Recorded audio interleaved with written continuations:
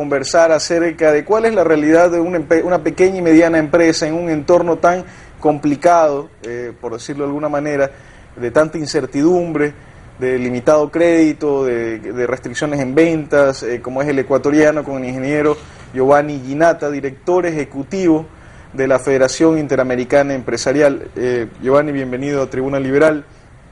Ustedes que se centran, que son un gremio de pequeñas y medianas empresas, ¿no? De micro, pequeñas y medianas empresas, ¿cómo entre su gente, entre sus miembros, sienten que está la perspectiva ecuatoriana? ¿Qué visión tienen de aquí a unos 3, 4 años, ¿no? Bueno, gracias por la invitación, Carlos. Realmente la FIE es una red que trata de enlazar esfuerzos de pequeñas y medianas empresas y la red como tal, hacerla simular como un ente grande y ayudarlos a salir adelante. En el entorno actual, la cosa se hace cuesta arriba, porque realmente son múltiples los mensajes de nuestro actual gobierno en contra de la empresa como tal. Es más, se sigue satanizando el nombre empresario, se sigue satanizando todo el concepto del sector privado, cosa que es algo realmente inédito, porque la mayor parte de los países civilizados lo que buscan es fomentar a la pequeña y mediana industria, a la pequeña empresa y en general al sector privado, porque se sabe que es el que genera empleo y el que genera desarrollo. ¿En la actualidad crees que no se está dando esto en el país? No, yo creo que el gobierno está en un enfoque todavía electoral, buscando un rédito a corto plazo de conseguir votos, por lo cual está generando un gasto público enorme, ofreciendo más de lo que puede cumplir y está entregando cosas que son requeridas por la población, que son aceptadas por la población, como por ejemplo los bonos, pero que realmente no están enseñando a pescar. Por ejemplo, mucha gente dice que los que se han visto afectados son las grandes empresas, ¿no? Restricciones a la inversión, toda la incertidumbre que genera la Asamblea Constituyente. Algunos analistas dicen que se repercute en la inversión de la empresa grande. Sin embargo, te preguntaría, ¿y en la empresa pequeña, micro y pequeña empresa también los afecta en igual magnitud que la gran empresa? Bueno, es diferente el caso. El sector de la pequeña y mediana empresa, yo diría que es un sector muy noble. No son pues sectores de grandes inversiones, pero que en agregado generan una gran parte, una parte importantísima del Producto Interno Bruto del Ecuador. El Ecuador es un país muy parecido a muchos latinos, inclusive países como Italia, donde el movimiento económico se mueve alrededor de pequeñas empresas familiares.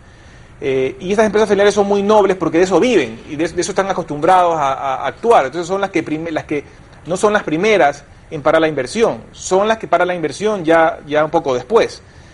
Sin embargo, si todo el motor de la economía comienza a decrecer, si todo el motor de la economía comienza a paralizarse, estas empresas van a ser golpeadas severamente en la cadena. Cuando hablas de empresas familiares, la mayor parte de empresas en el país son familiares. ¿Cómo reaccionan estas empresas familiares, que también son las pequeñas empresas, ante estos procesos de crisis, ¿no? O sea, según los estudios que han visto, que han realizado, ¿cómo reaccionan este tipo de empresas? ¿Cogen todos sus ahorros y los ponen afuera? ¿Cogen todos sus ahorros y los reinvierten poniéndole fe al país o creyendo que la cosa va a mejorar? ¿Cómo mismo reacciona una empresa familiar de una empresa, digamos, que es de capital abierto? Yo creo que la empresa familiar, dependiendo del tamaño, son empresas bastante emprendedoras, que buscan hacer cosas nuevas. Y en una crisis como la actual, no creo que estén buscando hacer cosas nuevas. Están buscando es mantenerse.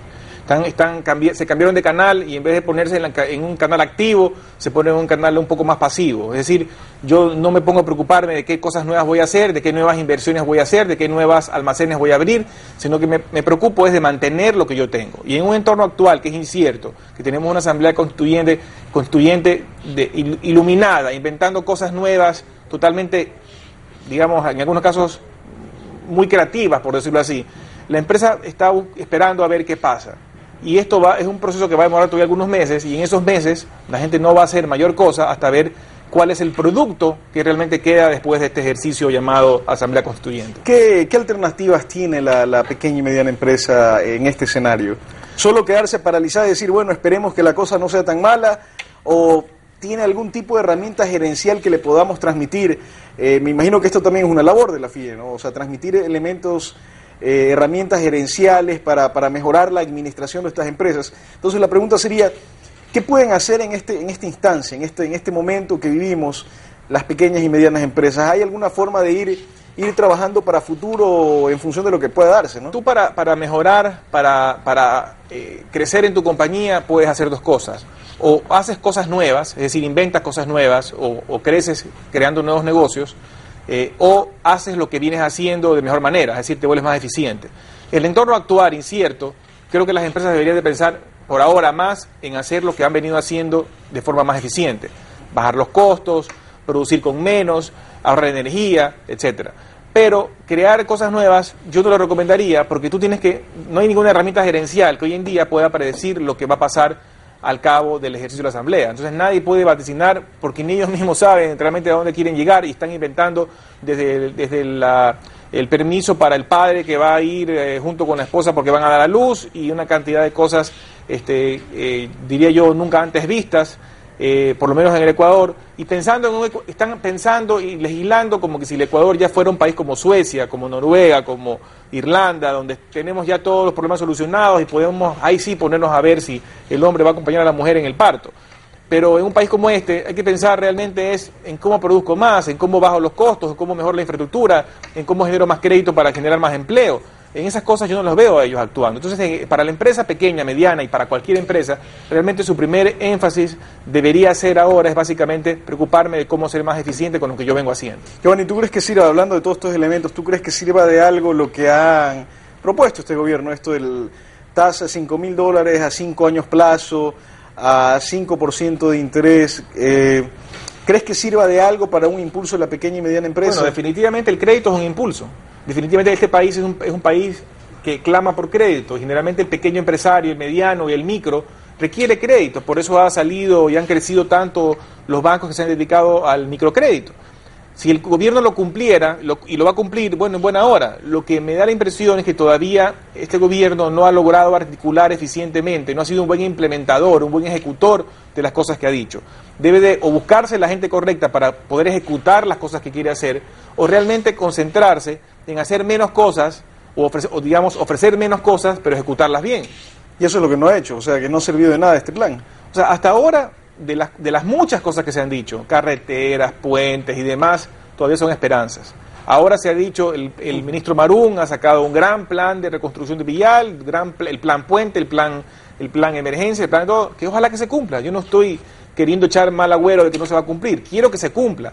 Pero hasta ahora tenemos año y medio de gobierno donde se han ofrecido muchísimas cosas y la ejecución ha sido, a mi criterio, muy mala. Lo que ha sido bueno ha sido lo más fácil, que es el bono de la dignidad, el bono de la vivienda, han sido los programas más exitosos del gobierno. Pero de muchas otras cosas que se han ofrecido, la ejecución ha sido bastante irregular. ¿Qué elementos debe tener una política de gobierno, una política económica que sea consistente con el desarrollo económico y consistente y beneficie lo que hemos visto, ¿no?, en muchos países? Si tienes una gran parte de la población en la clase media, pues es un país sano, es un país que tiene gran movilidad social, es un país que tiene mejores estándares de vida.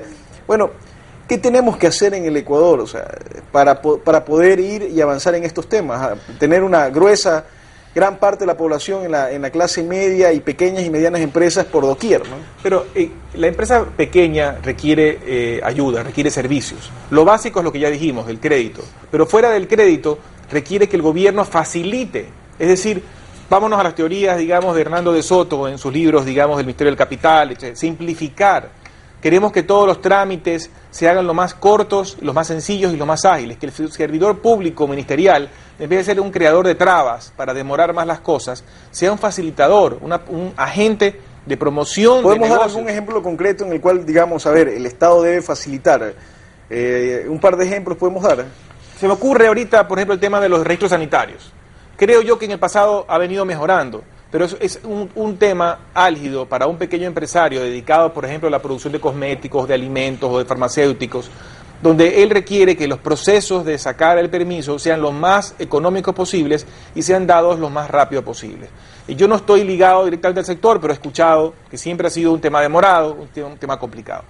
Si yo soy un pequeño empresario de la construcción, y estoy en cualquier ciudad del país, que mis permisos de construcción, eso no tiene mucho que ver con el gobierno central, pero con los municipios igual, que los permisos ligados a una construcción, que voy a dividir un terreno, que voy a hacer una lotización, salgan con agilidad y no tengan Bueno, que los ver 2 municipios años. son gobiernos también, no son estados. Son sector público. Son sector público Son que sector tienen que ser público. igual de ágiles.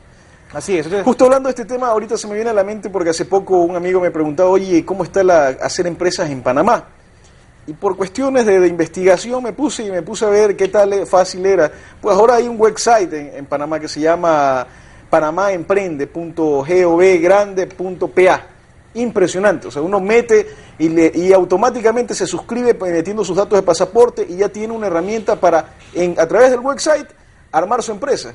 O sea, ¿qué podrá demorarse? ¿Media hora, 1 hora para hacer todos estos tipos de trámites? Es impresionante, o sea, esta gente lo que ha hecho precisamente lo que tú dices, disminuir el coste de transacción de realizar actividades empresariales, porque solo las actividades empresariales son las que te generan puestos de trabajo, que es lo que la gente pobre demanda. mira, yo te voy a dar 4 ejemplos que puedan servir de ilustración para lo que el Ecuador debería hacer. Un caso es el de Panamá, es un país que a punta de servir de centro logístico internacional, de servir de centro financiero internacional y servir ahora inclusive con un boom de construcción, ha levantado la economía, a más de la ampliación del canal, de una forma espectacular. Giovanni,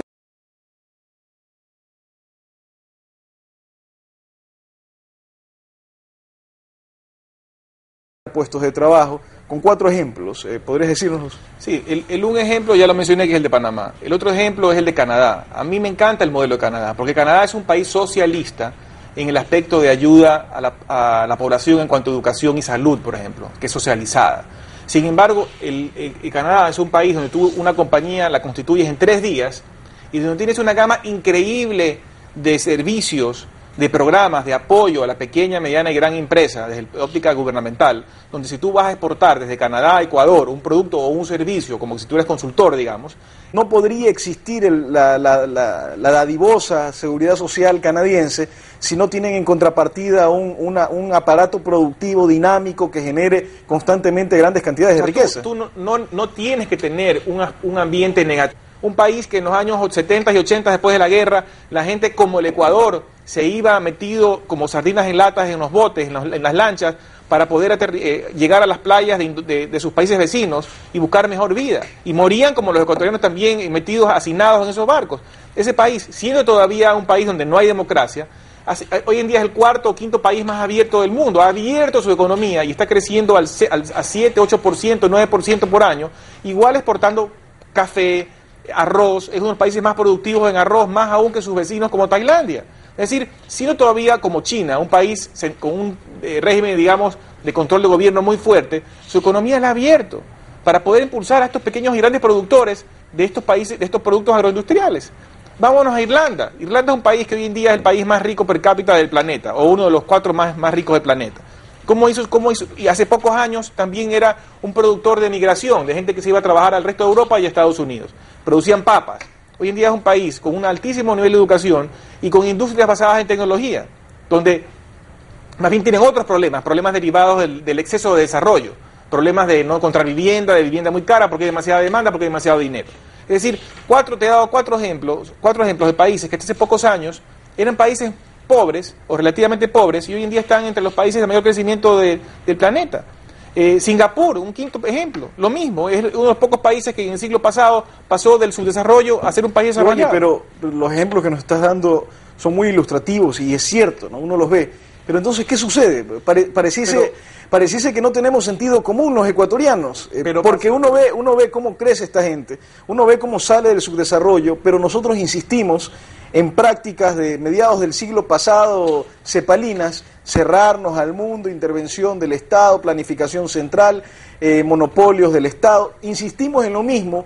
Entonces, ¿qué nos pasa? O sea, yo no veo tampoco a la pequeña y mediana empresa reclamando o protestando por la mala política gubernamental, no la veo. Yo honestamente no entiendo cuál es el modelo que se quiere seguir. Yo no creo, no he percibido, no he leído cuál es, a pesar de que ahora sé que han publicado un plan de desarrollo, que no lo he leído, que sé que está recientemente publicado, tendremos que leerlo a ver qué es lo que están planificando allí.